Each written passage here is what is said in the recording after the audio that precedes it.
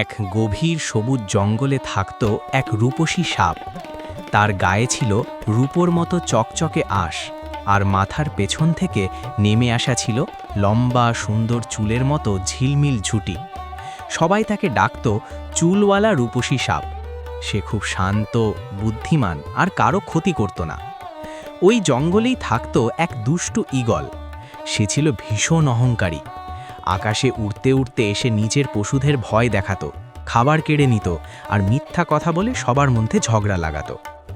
একদিন ঈগল ভাবল, এই রূপসী সাপকে ভয় দেখাতে পারলে আমি জঙ্গলের রাজা হয়ে যাব।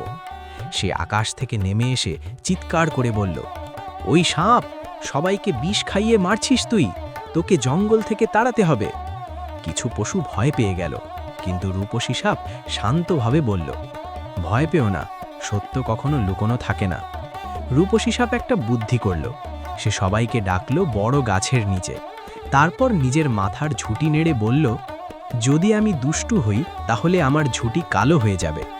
সবাই অবাক হয়ে দেখল তার ঝুঁটি আরও উজ্জ্বল হয়ে উঠল। আর ঠিক তখনই ঈগল মিথ্যা বলতে গিয়ে জড়িয়ে গেল নিজের কথায়। হাতি বলল, মিথ্যা ধরা পড়েছে। বানর হেসে বলল, দুষ্টু ঈগল, এবার তোর শিক্ষা হবে। সব পশু মিলে ঈগলকে বলল, ক্ষমা চাও, না হলে জঙ্গল ছাড়ো।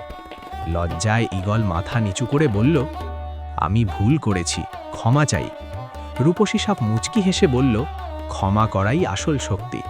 সেদিন থেকে ঈগল আর দুষ্টামি করল না, আর রূপসী সাপ হয়ে উঠল জঙ্গলের বিশ্বাস আর শান্তির প্রতীক।